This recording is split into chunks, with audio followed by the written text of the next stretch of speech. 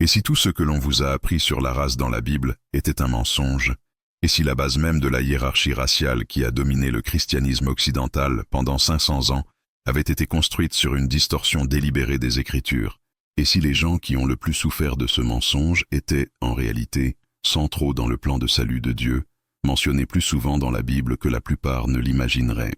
Restez avec moi, car dans cette heure, je vais vous montrer des preuves bibliques qui vont ébranler tout ce que vous pensiez savoir. Je vais vous montrer des héros dont vous n'avez jamais entendu parler à l'école du dimanche, des prophéties qui ont été cachées à votre vue, et une mission divine qui a été enterrée sous des siècles de manipulation. Ce n'est pas de la théorie, ce n'est pas de la spéculation. Ce sont les Écritures, l'histoire et l'archéologie qui convergent pour révéler une vérité si puissante que des systèmes entiers ont été construits pour la garder secrète. Je suis Carl Gustav Jung et, depuis plus de 40 ans, j'enquête sur les mystères de la Bible. J'ai voyagé des dizaines de fois en Israël. Je suis entré dans les archives du Vatican. J'ai parlé avec des rabbins, avec des prêtres orthodoxes, avec des érudits musulmans, avec des moines dans des monastères perdus dans les montagnes, et, pendant toutes ces années, il y a une découverte qui m'a impacté plus que tout autre. Ce n'était pas dans une grotte de la mer Morte, ce n'était pas dans un manuscrit secret du Vatican.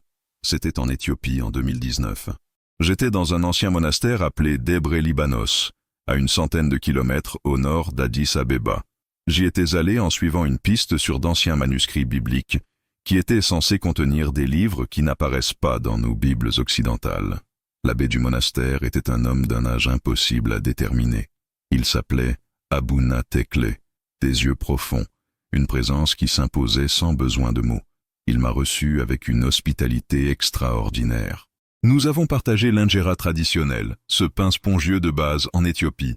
J'ai participé à la cérémonie du café, qui est là-bas presque un rituel sacré.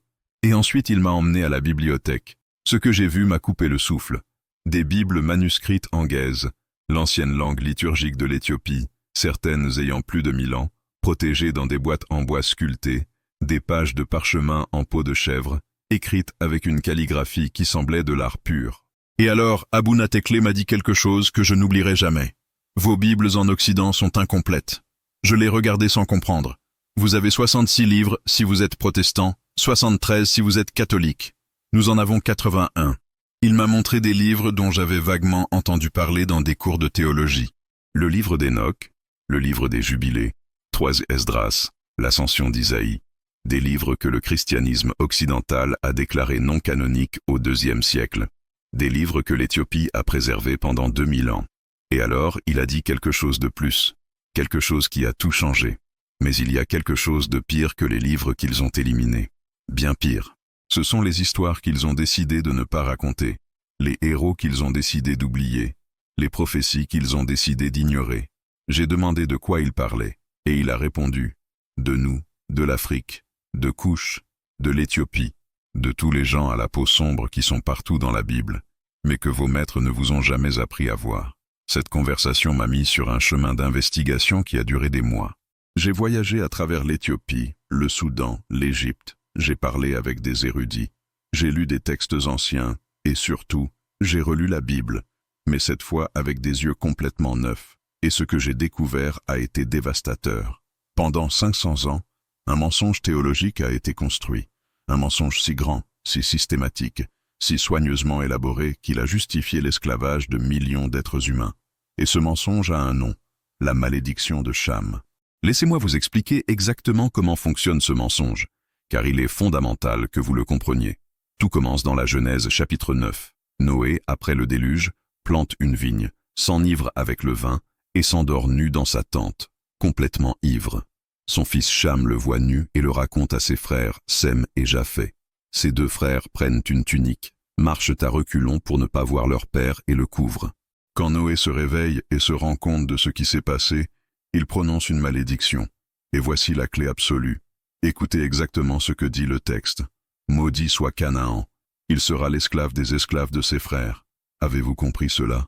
Noé n'a pas maudit Cham, il a maudit Canaan. Canaan était l'un des 4 fils de Cham, 1 sur 4. La malédiction a été spécifique, explicite, indéniable, uniquement sur Canaan. Pas sur Cham, pas sur les autres fils de Cham, seulement Canaan. Et qui était Canaan? Où vivaient ses descendants? La Bible nous le dit avec une clarté absolue. Les Cananéens se sont établis dans ce qui est aujourd'hui la Palestine, le Liban, des parties de la Syrie. C'étaient des peuples du Moyen-Orient, et la malédiction s'est accomplie lorsque les Israélites ont conquis la terre promise. Dans le livre des Juges, chapitre 1, verset 28, nous lisons que les Cananéens ont été soumis à des travaux forcés. La malédiction s'est accomplie. Elle s'est terminée. C'est fini. Et elle n'a absolument rien à voir avec l'Afrique. Mais alors est arrivé le XVe siècle et les Portugais, les Espagnols et plus tard les Hollandais, les Français et les Anglais ont commencé à asservir les Africains. Ils achetaient ou enlevaient des êtres humains en Afrique de l'Ouest et les envoyaient à travers l'océan vers l'Amérique pour travailler dans des plantations. Et immédiatement, il y a eu un problème. Le christianisme, la théologie chrétienne, enseigne que tous les humains sont faits à l'image de Dieu. Selon Genèse 1, 27, chaque être humain, d'où qu'il vienne, a une dignité et une valeur inhérentes parce qu'il porte l'image de Dieu. De plus, la théologie chrétienne enseigne qu'en Christ, il n'y a pas de distinction de race. Selon Galates 3, 28, il n'y a ni juif ni grec, il n'y a ni esclave ni libre, il n'y a ni homme ni femme, car vous êtes tous un en Jésus-Christ. Alors, comment concilier ces enseignements avec l'esclavage de millions de personnes sur la base de la couleur de leur peau? Vous avez besoin d'une solution théologique, vous avez besoin d'une justification biblique. Et c'est là qu'intervient la malédiction de Cham. Mais il n'a pas suffi d'inventer simplement la doctrine. Ils ont dû la diffuser. Ils ont dû s'assurer que les personnes asservies n'apprennent jamais la vérité. Et écoutez ceci attentivement parce que c'est l'un des crimes les plus diaboliques jamais commis. En 1807, une Bible a été publiée à Londres avec un titre très spécifique. Partie choisie de la Sainte Bible pour l'usage des esclaves noirs dans les îles britanniques des Indes occidentales. Ce n'était pas une Bible complète, c'était une Bible éditée, une Bible conçue spécifiquement pour les personnes asservies, et ce qu'ils ont fait, ils ont retiré près de 90% de l'Ancien Testament et 50% du Nouveau Testament. A disparu le livre de l'Exode, l'histoire de Moïse libérant les Israélites de l'esclavage, car il ne pouvait pas permettre aux esclaves de lire sur un Dieu qui libère les esclaves. A disparu Galate avec sa déclaration qu'il n'y a ni esclave ni libre. Ont disparu les prophètes qui clamaient pour la justice.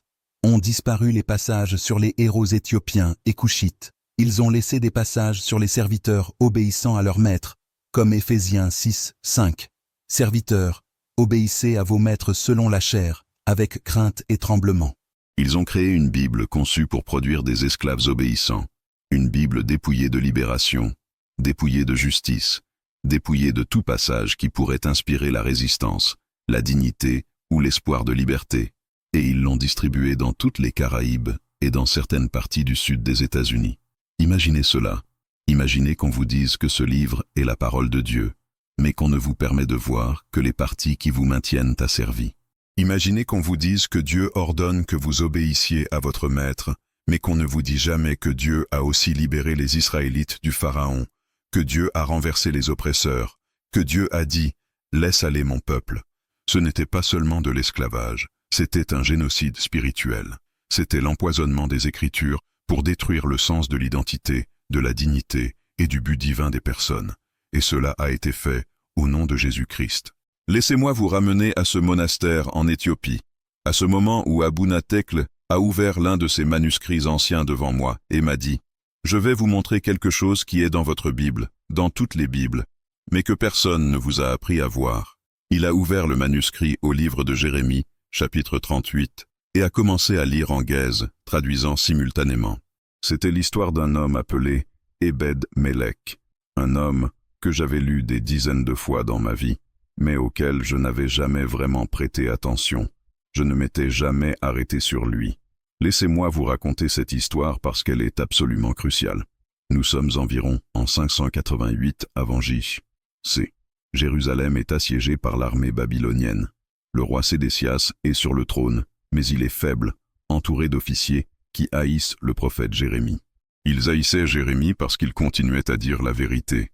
Il continuait à dire que Jérusalem tomberait, que résister à Babylone était inutile, que le jugement de Dieu venait à cause du péché de la nation. Les officiers veulent la mort de Jérémie. Alors ils vont voir le roi et disent, selon Jérémie 38, 4, que cet homme soit mis à mort, car il affaiblit les mains des hommes de guerre qui restent dans cette ville. Et le roi Sédécias, faible comme il est, cède. Alors ils ont pris Jérémie et l'ont jeté dans une citerne du prince. Ils l'ont descendu avec des cordes. Une citerne est un puits profond utilisé pour stocker l'eau. Elle était vide, à l'exception de la boue au fond. Ils ont abaissé le prophète de Dieu dans ce puits avec des cordes, et l'ont laissé là. La boue était épaisse, collante, asphyxiante. Jérémie était un homme âgé à ce moment-là. Il avait prophétisé pendant des décennies. Et maintenant, il était piégé dans la boue au fond d'un puits sombre, laissé pour mourir lentement d'exposition et de famine ou d'asphyxie. Les officiers qui ont fait cela étaient des Hébreux. C'étaient les chefs du peuple choisis de Dieu. Ils auraient dû écouter le prophète de Dieu, mais au lieu de cela, ils ont essayé de l'assassiner. Et alors, selon le verset 7, Ebed-Mélec, l'Éthiopien, eunuque qui était dans la maison du roi, apprit qu'on avait mis Jérémie dans la citerne. Ebed-Mélec, l'Éthiopien. Le texte est explicite. C'était un Éthiopien, un Africain, un eunuque, ce qui signifie qu'il était un officier de la cour, castré selon la coutume des cours de l'ancien Moyen-Orient.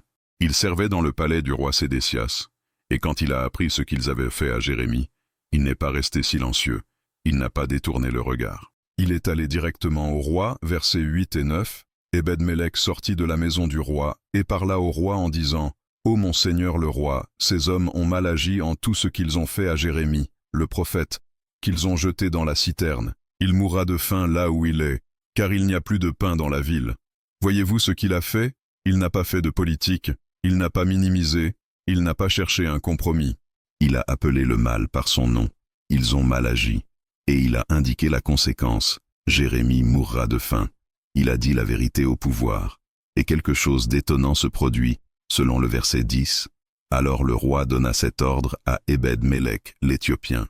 Prends avec toi 30 hommes, et retire de la citerne Jérémie, le prophète, avant qu'il ne meure. Le roi qui, quelques instants auparavant, avait dit qu'il ne pouvait rien faire contre les officiers, retrouve soudain son courage lorsqu'un homme africain le confronte à la vérité. Ebed-Mélec a obtenu la permission, il a obtenu 30 hommes. En fait, le texte hébreu dit 30, pas 3, car tirer un homme d'une boue profonde demande une force sérieuse. Et alors observez ce détail des versets 11 et 12. Ebed-Mélec prit avec lui les hommes et entra dans la maison du roi, sous le trésor. Il prit de là des lambeaux de vieux draps et de vieilles étoffes usées, et les descendit à Jérémie, avec des cordes, dans la citerne.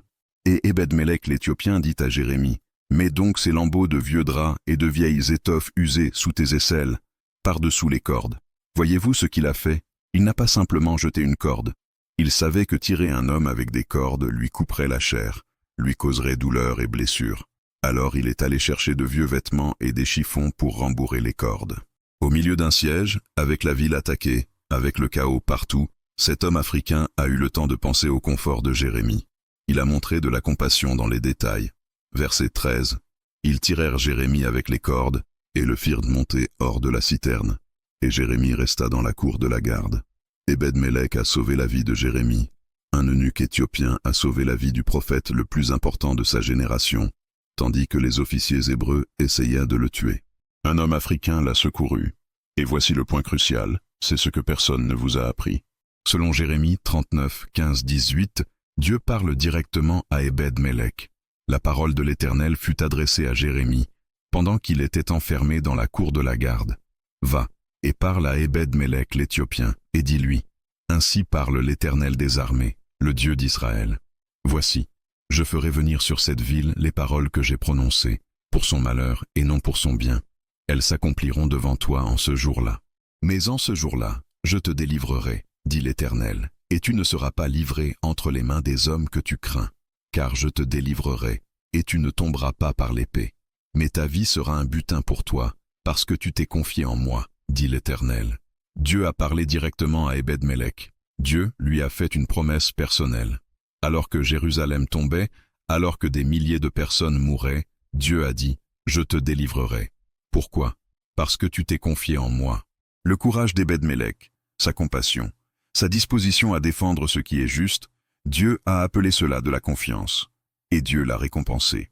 Quand Abouna Tekle a fini de lire cette histoire, il m'a regardé fixement et m'a demandé « Combien de sermons avez-vous entendus sur Ebed-Mélec ?» J'ai dû admettre « Aucun. » pas un seul de toute ma vie. Bien sûr, a-t-il dit avec ce triste sourire, parce qu'Ebed-Mélec détruit tout le récit. Il est africain, il est fidèle, il est courageux, il dit la vérité au pouvoir quand les chefs hébreux sont corrompus et lâches, et Dieu l'honore pour cela. Vous ne pouvez pas dire aux gens que les Africains sont maudits, et ensuite leur parler d'Ebed-Mélec. Vous ne pouvez pas dire que les Africains sont inférieurs et ensuite admettre qu'un homme africain a sauvé le prophète de Dieu lorsque le peuple choisi a essayé de le tuer. Alors l'histoire est enterrée, ignorée, sautée dans la hâte de parler des prophéties de Jérémie. Mais elle est là, juste là dans les Écritures. Mais l'histoire d'Ebed-Mélec n'est pas la seule, ce n'est que le commencement. Laissez-moi vous emmener au moment le plus sombre de l'histoire humaine, la crucifixion de Jésus-Christ. Jésus a été battu, torturé, fouetté jusqu'à ce que la chair pende de son dos en lambeaux. Ils l'ont obligé à porter une lourde croix de bois dans les rues de Jérusalem. Les rues sont pleines, les gens crient, certains pleurent, d'autres se moquent, et alors Jésus s'effondre. Il n'en peut plus. Le corps humain a des limites, et il a atteint les siennes. Les soldats romains ont besoin de quelqu'un pour porter la croix le reste du chemin jusqu'au Golgotha, le lieu du crâne, où ils le crucifieront. Selon Matthieu 27, 32. Comme ils sortaient, ils rencontrèrent un homme de Cyrène, nommé Simon, qu'ils forcèrent à porter la croix. Cyrène. Où se trouve Cyrène? En Afrique du Nord, dans ce qui est aujourd'hui la Libye. Simon de Cyrène était un homme africain, et au moment le plus critique de toute l'histoire humaine, au moment où le Fils de Dieu marchait vers la mort pour payer les péchés du monde, c'est un homme africain qui a porté la croix. Pensez au symbolisme ici, pensez à ce que Dieu était en train de dire. Au moment du sacrifice suprême, au moment où la rédemption pour toute l'humanité était achetée, un homme africain a partagé le fardeau. Simon de Cyrène n'a pas porté sa propre croix, il a porté la croix du Christ. L'évangile de Marc nous donne un détail supplémentaire en 15, 21. Ils forcèrent à porter la croix à un certain Simon de Cyrène, père d'Alexandre et de Rufus, qui passait par là, revenant des champs. Pourquoi Marc mentionne-t-il les noms des fils de Simon? Parce que lorsque Marc a écrit son évangile, il s'attendait à ce que les lecteurs sachent qui étaient Alexandre et Rufus. Cela signifie que la famille de Simon est devenue proéminente dans l'Église primitive. En fait, dans Romains 16, 13, Paul envoie des salutations. Saluez Rufus, l'élu dans le Seigneur, et sa mère, qui est aussi la mienne. Paul appelle Rufus un élu et se réfère à la mère de Rufus comme la sienne propre. C'est une famille qui est devenue centrale dans l'Église apostolique, et cela a commencé par un homme africain portant la croix de Jésus. Alors laissez-moi vous demander quelque chose. Combien de sermons avez-vous entendus sur Simon de Cyrène? Combien d'études bibliques se sont concentrées sur son histoire? Combien de leçons d'école du dimanche ont enseigné aux enfants l'Africain qui a porté la croix? Presque aucune. Et ce n'est pas un accident. Maintenant, laissez-moi vous parler de Moïse. Pas le Moïse des films d'Hollywood, pas le Moïse des livres pour enfants, le vrai Moïse, celui décrit dans les Écritures. Moïse, le grand législateur, l'homme qui a parlé avec Dieu face à face, l'homme qui a fait sortir Israël d'Égypte et a reçu les 10 commandements sur le mont Sinaï. Moïse était marié à une femme africaine. Nombre 12, 1 dit, Marie et Aaron parlèrent contre Moïse au sujet de la femme couchite qu'il avait prise, car il avait pris une femme couchite. Ce n'est pas caché, ce n'est pas obscur, c'est juste là dans le texte. Marie et Aaron, la sœur et le frère de Moïse, ont parlé contre lui à cause de son épouse couchite. Couche, dans la géographie biblique, se réfère à la région au sud de l'Égypte, la zone que nous appelons maintenant le Soudan et l'Éthiopie. Les Couchites étaient des Africains. Le texte ne dit pas que Moïse a épousé une femme de Canaan ou parmi les Israélites, il dit qu'il a épousé une Couchite, une Africaine. Et voici ce qui se passe ensuite, selon Nombre 12, 9, 10. La colère de l'Éternel s'enflamma contre eux, et il s'en alla. La nuée se retira de dessus la tente. Et voici, Marie était lépreuse, blanche comme la neige. Dieu a frappé Marie de la lèpre pour avoir critiqué le mariage interracial de Moïse. Pensez-y. Le Créateur de l'univers, le Dieu d'Abraham, d'Isaac et de Jacob, a puni directement le racisme. L'historien juif Joseph, écrivant au 1er siècle, fournit des détails supplémentaires. Il décrit comment Moïse, avant de diriger Israël, a mené une campagne militaire égyptienne en Éthiopie. Là, il a rencontré Tarbis, la fille du roi éthiopien, et elle est tombée amoureuse de lui. Ils se sont mariés, et elle est devenue sa femme. Maintenant, Que cette Tarbis soit la même femme couchite mentionnée dans Nombre 12, ou que Moïse ait eu plus d'une femme, comme c'était courant dans cette culture, le point demeure. Moïse, le plus grand prophète de l'Ancien Testament, était lié par mariage à la royauté africaine. Ce n'était pas un scandale, ce n'était pas une erreur. C'était le chef choisi de Dieu, et Dieu a défendu son mariage si agressivement qu'il a frappé la sœur de Moïse de maladie lorsqu'elle a parlé contre lui. Alors voici la question que personne ne veut poser. Pourquoi ne nous enseigne-t-on pas cela?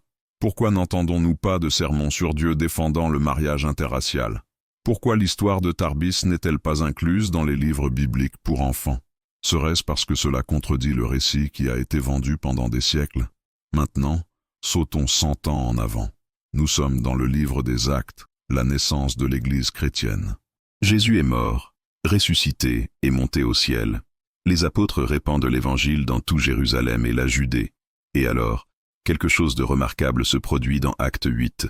Un ange du Seigneur parle à Philippe, l'un des premiers évangélistes, et lui dit d'aller vers le sud, sur le chemin qui descend de Jérusalem à Gaza.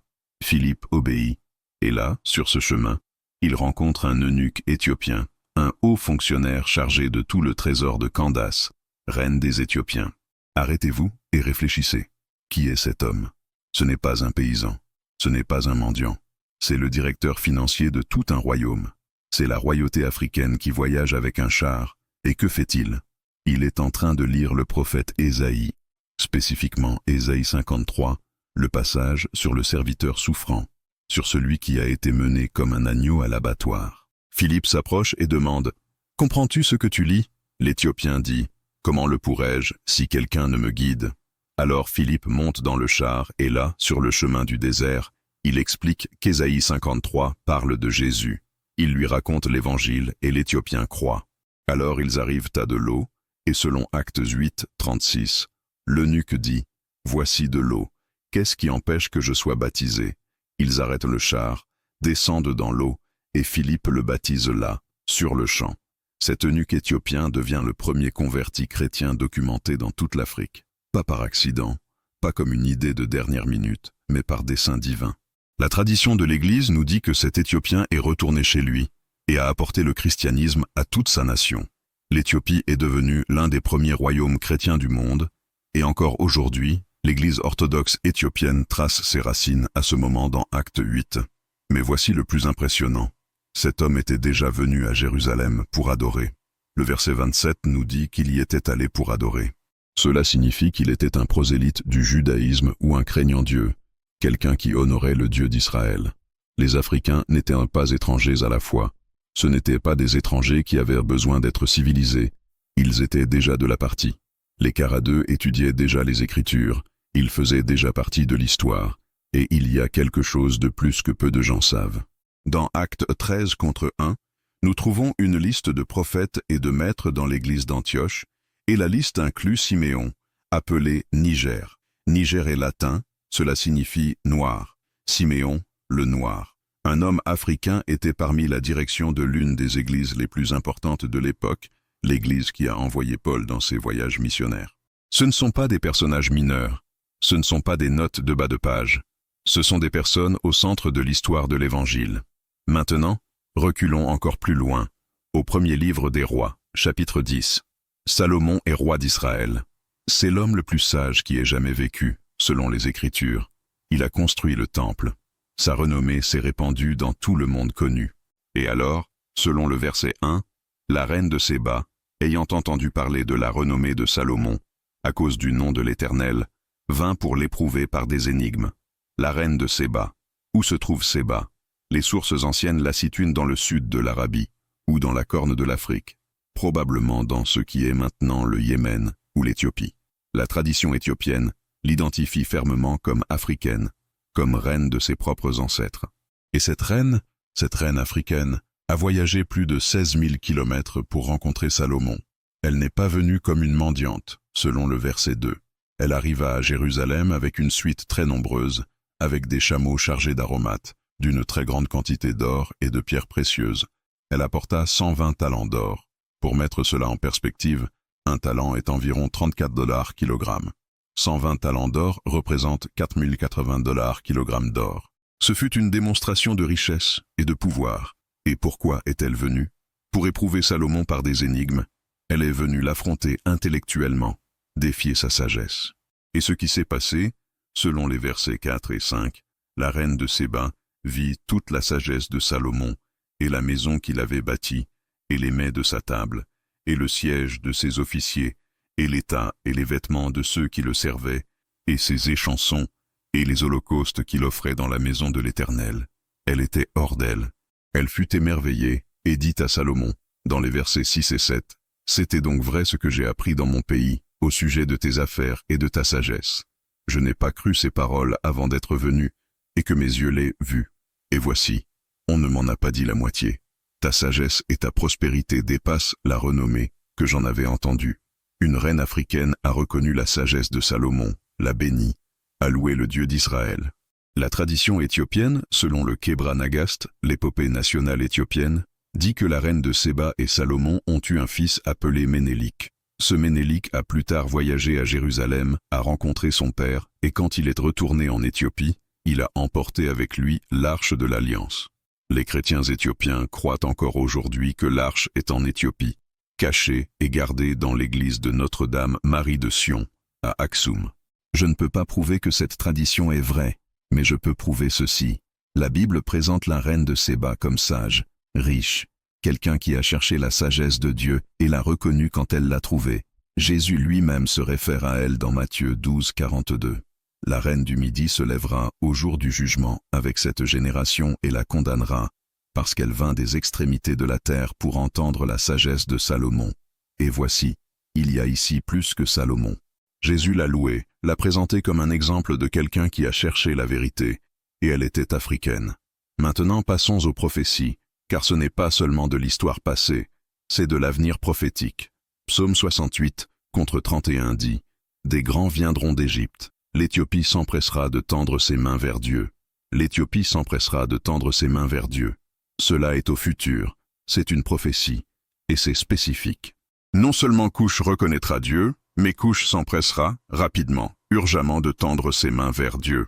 C'est une image d'adoration passionnée, de soumission volontaire, de recherche fervente de Dieu. Cela s'est-il déjà complètement accompli? Vous pourriez argumenter que cela a commencé avec l'eunuque éthiopien dans Acte 8. Vous pourriez pointer l'ancienne Église éthiopienne, qui adore depuis des siècles. Mais le langage suggère quelque chose de plus, quelque chose à plus grande échelle, des princes venant d'Égypte, un mouvement national, peut-être même continental, vers Dieu. Maintenant, regardez Sophonie 3, 10. D'au-delà des fleuves de Cush, mes adorateurs, la fille de mes dispersés, m'apporteront leurs offrandes, précieux. Mes suppliants, mon peuple dispersé, Dieu les réclame, et remarquez d'où ils sont. D'au-delà des fleuves de Cush, c'est l'Afrique profonde, pas seulement les régions frontalières, le cœur du continent. Et qu'apportent-ils? Mon offrande. Ils apportent de l'adoration. Ils apportent quelque chose de précieux à Dieu. Ésaïe 18 est un chapitre entier et il vaut la peine d'être lu attentivement. Versets 1 et 2. Malheur au pays qui retentit au loin, au-delà des fleuves de Cush, qui envoie des messagers sur mer, dans des navires de jonc, sur les eaux. Allez, messagers rapides, vers une nation à haute stature et à peau lustrée, vers un peuple redouté depuis toujours, une nation puissante et conquérante, dont le pays est sillonné de fleuves, une nation à haute stature et à peau lustrée. C'est une description physique, un peuple redouté depuis toujours, c'est du pouvoir et de l'influence. Une nation puissante et conquérante, c'est de la force militaire. Ce n'est pas une description d'un peuple faible ou maudit. C'est la description d'une nation formidable. Et puis le verset 7. En ce temps-là, des présents seront apportés à l'Éternel des armées, par le peuple à haute stature et à peau lustrée, par le peuple redouté depuis toujours, par la nation puissante et conquérante, dont le pays est sillonné de fleuves, au lieu du nom de l'Éternel des armées, à la montagne de Sion. En ce temps-là est un langage eschatologique, langage du temps de la fin. En ce temps-là, quand le plan de Dieu atteindra sa culmination, cette puissante nation africaine apportera un hommage à la montagne de Sion, viendra au lieu du nom de Dieu, honorera l'Éternel. Cela ne s'est pas encore produit, pas pleinement. Oui, il y a des chrétiens éthiopiens, oui, il y a des croyants dans toute l'Afrique, mais une reconnaissance nationale officielle, un hommage apporté à la montagne de Sion, de la manière que cette prophétie décrit, est encore futur. Et regardez Amos 9, 7. N'êtes-vous pas pour moi comme les enfants des Éthiopiens, enfants d'Israël, dit l'Éternel. N'ai-je pas fait monter Israël du pays d'Égypte, et les Philistins de Caphtor, et les Syriens de Kyr? Dieu est en train de réprimander l'orgueil d'Israël. Il dit, vous pensez que vous êtes spéciaux parce que je vous ai tirés d'Égypte? Vous pensez que vous êtes la seule nation qui m'importe? Regardez les Couchites, regardez les Philistins, regardez les Syriens. J'ai aussi travaillé dans leur histoire. C'est une déclaration radicale. Dieu déclare que sa préoccupation, son amour, son œuvre souveraine s'étendent à toutes les nations, y compris, et en nommant spécifiquement les Couchites. Israël n'a pas le monopole de l'attention ou de la faveur de Dieu. Alors, voici ce que vous devez comprendre. Les personnes d'héritage africain ne sont pas des notes de bas de page dans l'histoire de Dieu. Elles ne sont pas des figurants. Elles sont tissées dans le tissu même de la prophétie biblique, de la Genèse à l'Apocalypse. Elles ont sauvé des prophètes, elles ont porté la croix du Christ, elles ont été parmi les premières à répandre l'Évangile, et selon les Écritures elles-mêmes, elles ont un rôle spécifique dans les temps de la fin qui ne s'est pas encore accompli. La mission est quadruple, et laissez-moi l'expliquer clairement. Premièrement, la mission de préservation. Les chrétiens africains, en particulier l'Église éthiopienne, ont préservé des textes et des traditions que le reste du christianisme a perdus ou écartés.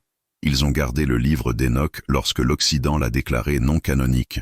Ils ont maintenu leur liturgie ancienne lorsque d'autres ont modernisé.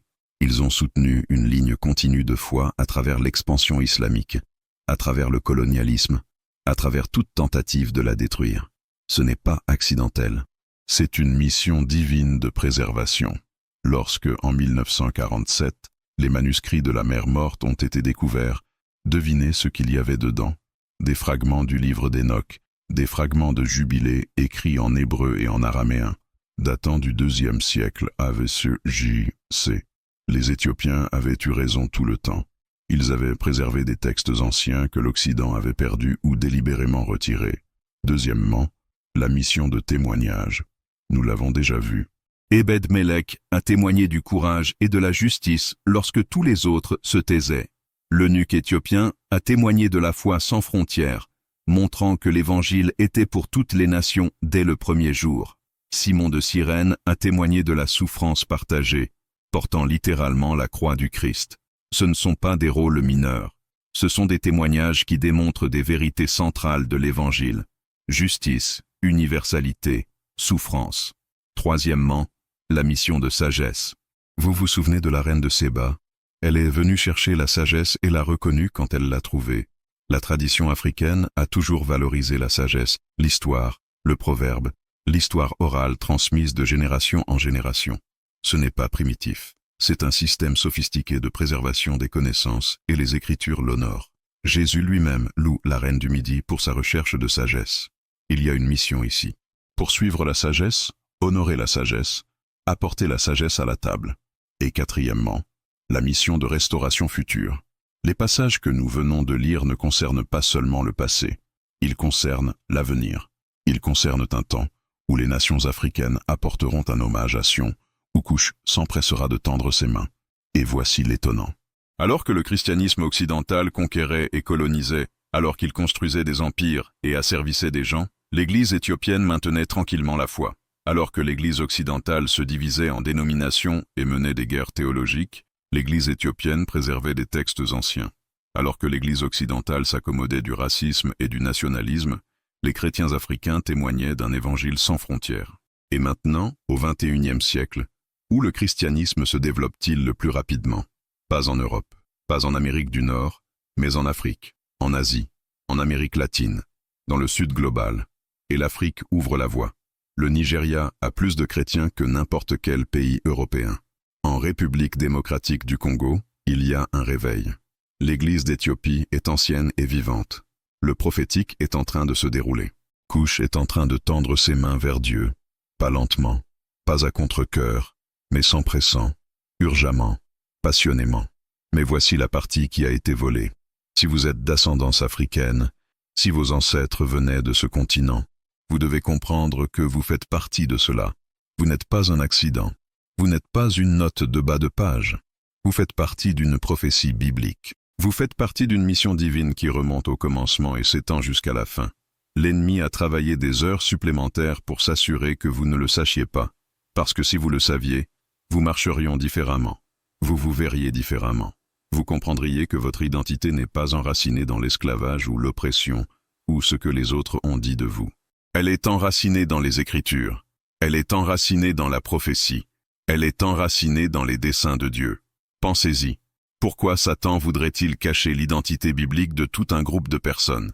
Parce que l'identité détermine la destinée.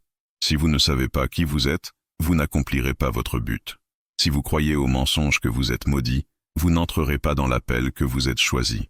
Si vous pensez que votre histoire commence par l'esclavage, vous ne comprendrez pas que votre histoire commence par Couche, par l'Éthiopie, par des nations que la Bible appelle puissantes et conquérantes. La malédiction de Cham était un mensonge conçu pour voler l'identité. Le silence sur les héros africains dans les Écritures était une stratégie pour voler l'héritage. L'exclusion des chrétiens africains des conversations théologiques était une tentative de voler la voix. Et tout cela a été conçu pour empêcher l'accomplissement de la prophétie, pour empêcher Couche de tendre ses mains vers Dieu, pour empêcher que l'offrande soit apportée, mais vous ne pouvez pas arrêter la prophétie. Vous pouvez la retarder, vous pouvez la déformer, vous pouvez la rendre plus difficile, mais vous ne pouvez pas arrêter ce que Dieu a déclaré. Et Dieu a déclaré que Couche tendrait ses mains. Dieu a déclaré que des personnes d'au-delà des fleuves de Couche apporteraient des offrandes. Dieu a déclaré qu'un hommage serait apporté d'une nation puissante, et cela se produit en ce moment, dans notre vie. Alors, quelle est votre part là-dedans? Si vous écoutez ceci, et que vous êtes d'ascendance africaine, vous devez comprendre que vous n'êtes pas séparés de cette histoire. Vous êtes en elle. Vos ancêtres sont dans les Écritures. Votre héritage est biblique. Votre mission est prophétique. Vous êtes appelés à faire partie de la préservation de la foi, du témoignage de la vérité, de la recherche de la sagesse et de la restauration future. Cela signifie vivre avec dignité. Cela signifie rejeter tout mensonge qui vous a été dit sur vous.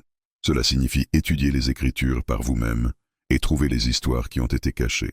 Cela signifie enseigner à vos enfants qui ils sont. Cela signifie marcher dans l'appel que Dieu a mis sur votre vie, non pas dans les limitations que la société a essayé d'imposer. Et si vous écoutez ceci, et que vous n'êtes pas d'ascendance africaine, vous devez comprendre que cela vous concerne aussi, parce que le corps du Christ est un. Parce que lorsqu'une partie du corps est honorée, tout le corps se réjouit. Parce que lorsqu'une partie du corps est supprimée, tout le corps souffre. La vérité sur les peuples africains dans les Écritures n'est pas seulement leur vérité, c'est notre vérité. C'est la vérité de l'Église. Et l'Église a été appauvrie en ne la connaissant pas. Nous avons besoin du témoignage d'Ebed-Mélec. Nous avons besoin du courage de dire la vérité au pouvoir lorsque tous les autres se taisent. Nous avons besoin de la foi de l'eunuque éthiopien. Nous avons besoin de la disposition à croire et à être baptisés même lorsque cela nous coûte tout. Nous avons besoin de la force de Simon de Cyrène. Nous avons besoin de personnes qui portent la croix lorsque d'autres ne le peuvent pas. Et nous devons nous repentir. L'Église doit se repentir du mensonge, de la malédiction de Cham, de la Bible de l'esclave, du silence, de la complicité dans les systèmes d'oppression, d'utiliser le nom de Jésus pour justifier le mal. Il ne s'agit pas de culpabilité, il s'agit de vérité. Et la vérité exige la reconnaissance. Voici ce que je sais. Dieu fait quelque chose à notre époque. Les prophéties sur Couche sont en train de s'accomplir. L'Évangile se répand en Afrique à un rythme sans précédent. La théologie africaine émerge, apportant des perspectives fraîches, défiant les suppositions occidentales, enrichissant l'Église mondiale. Les missionnaires africains vont dans des endroits où les missionnaires occidentaux ne sont pas les bienvenus. Les chrétiens africains tiennent ferme à la vérité biblique lorsque les églises occidentales cèdent. C'est cela l'empressement. C'est Couche qui tend ses mains. Et c'est beau, c'est puissant. C'est exactement ce que les Écritures ont dit qui arriverait. Mais la plénitude n'est pas encore là. Il y a plus à venir. Et tous ceux qui connaissent cette vérité ont une responsabilité. Vous avez la responsabilité de la partager. Vous avez la responsabilité de corriger les mensonges. Vous avez la responsabilité de vous assurer que la prochaine génération sache ce que les Écritures disent vraiment. Parce qu'à l'heure où vous écoutez, il y a un enfant assis dans une salle de classe à qui l'on enseigne une version de l'histoire qui efface son héritage. Il y a un adolescent assis dans une église à qui l'on enseigne une version du christianisme qui ignore son identité. Il y a un adulte qui a cru toute sa vie qu'il est d'une certaine manière moins, d'une certaine manière maudit, d'une certaine manière en dehors du plan principal de Dieu. Et ils ont besoin d'entendre la vérité. Ils ont besoin d'entendre parler d'Ebed-Mélec, qui a sauvé un prophète. Ils ont besoin d'entendre parler de l'eunuque éthiopien, qui fut le premier converti africain. Ils ont besoin d'entendre parler de l'épouse couchite de Moïse et de la façon dont Dieu a défendu ce mariage. Ils ont besoin d'entendre parler de Simon de Cyrène, qui a porté la croix. Ils ont besoin d'entendre parler des prophéties qui déclarent leur signification et leur mission. Et quand ils l'entendent vraiment et croient, tout change. La honte se lève, les mensonges perdent leur pouvoir. L'appel devient clair et ils commencent à marcher dans l'identité que Dieu leur a donnée, non pas dans l'identité que le monde a essayé de leur imposer. C'est alors que la prophétie s'accomplit complètement. C'est alors que Cush s'empresse véritablement de tendre ses mains vers Dieu, non par obligation, non par désespoir, mais par connaissance, par compréhension, par la révélation que nous faisons partie de l'histoire. Nous avons toujours fait partie de l'histoire et nous ferons toujours partie de l'histoire. Laissez-moi vous parler directement maintenant. Si vous écoutez ceci et que quelque chose en vous s'éveille, si quelque chose s'agite, si vous avez l'impression de vous souvenir de quelque chose que vous n'avez jamais su que vous aviez oublié, c'est le Saint-Esprit. C'est la vérité qui résonne dans votre esprit. C'est votre identité qui vous appelle à être réclamé. Vous n'êtes pas qui ils ont dit que vous étiez. Vous n'êtes pas maudit. Vous n'êtes pas inférieur. Vous n'êtes pas une erreur ou une idée de dernière minute. Vous n'êtes pas défini par l'esclavage ou l'oppression, ou tout système qui a essayé de vous diminuer. Vous êtes défini par les Écritures. Vous êtes défini par les desseins de Dieu. Vous êtes défini par la prophétie qui s'étend de la Genèse à l'Apocalypse.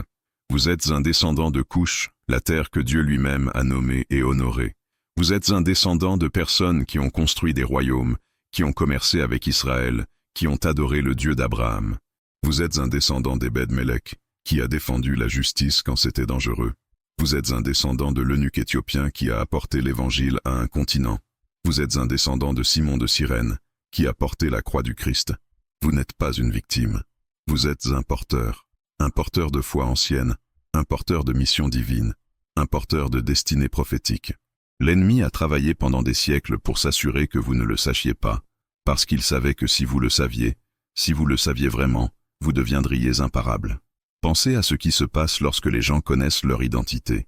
Pensez à ce qui se passe lorsque les gens comprennent leur appel. Ils ne se rétrécissent pas. Ils ne s'excusent pas d'exister. Ils n'acceptent pas les limitations que d'autres essaient de leur imposer. Ils se lèvent, ils dirigent, ils créent, ils construisent, ils adorent, ils accomplissent. Et c'est exactement ce qui s'est passé, malgré tout, malgré la traite des esclaves, malgré le colonialisme, malgré Jim Crow et l'apartheid, et tout système conçu pour écraser l'identité et la dignité. Malgré tout cela, les personnes d'ascendance africaine se sont levées, ont excellé, ont contribué, ont dirigé dans tous les domaines, dans toutes les nations, contre toute attente. Ce n'est pas accidentel. C'est la résilience de personnes qui portent une mission divine, même lorsqu'elles ne la connaissent pas encore pleinement. C'est la force qui vient d'être enracinée dans la prophétie. C'est ce qui se passe lorsque votre identité est plus profonde que ce que le monde dit de vous. Mais imaginez ce qui se passe lorsque les gens le savent pleinement, lorsqu'ils ne se contentent pas de surmonter malgré les mensonges, mais qu'ils marchent dans la vérité, lorsqu'ils ne font pas que survivre, mais qu'ils prospèrent dans la plénitude de leur appel. C'est à cela que je vous appelle. Non à l'orgueil, non à l'arrogance, non à la supériorité, mais à la vérité, à l'identité, à l'appel. Je vous appelle à lire les Écritures par vous-même et à y trouver vos ancêtres. Je vous appelle à rejeter le mensonge de la malédiction et à embrasser la réalité de la prophétie. Je vous appelle à enseigner à vos enfants qui ils sont. Je vous appelle à marcher la tête haute, non pas à cause de vos réalisations ou de votre statut, mais à cause de qui Dieu dit que vous êtes. Vous êtes choisis, selon Éphésiens 1, 4. Il nous a élus en lui avant la fondation du monde. Vous êtes une sacrificature royale, selon 1 Pierre 2, 9. Vous êtes une race élue, un sacerdoce royal, une nation sainte, un peuple acquis par Dieu. Vous êtes formés de manière admirable, selon Psaume 139, 14. Je te loue de ce que je suis une créature si merveilleuse. Chacun de ces versets s'applique à vous, non pas malgré votre héritage, mais en incluant votre héritage. Dieu n'a pas fait d'erreur en vous créant avec les caractéristiques que vous avez, la peau que vous avez, l'histoire que vous avez. Il l'a conçu, il l'a voulu, et il a une mission pour cela. Je suis Carl Gustav Jung et j'ai passé ma vie à chercher des vérités cachées. Mais cette vérité n'était pas cachée dans une caverne. Elle n'était pas dans un manuscrit secret. Elle était juste là dans la Bible, en clair. Simplement personne ne nous avait appris à la voir, jusqu'à maintenant. Partagez cette vérité. Partagez-la largement, car la vérité nous rend toujours libres. Vous n'êtes pas qui ils ont dit que vous étiez. Vous êtes qui Dieu dit que vous êtes, et Dieu dit que vous êtes choisi. Dieu dit que vous êtes important. Dieu dit que vous faites partie de l'histoire, partie de la mission, partie de la prophétie. Alors allez et vivez comme cela, parlez comme cela, enseignez comme cela, aimez comme cela, et regardez Dieu accomplir sa parole dans votre vie et dans votre génération. Vous avez une mission, vous avez un appel, vous avez un héritage. Maintenant allez et marchez dedans. Que Dieu vous bénisse et rappelez-vous, vous êtes choisis, vous êtes important, vous êtes biblique. Maintenant allez et vivez comme cela.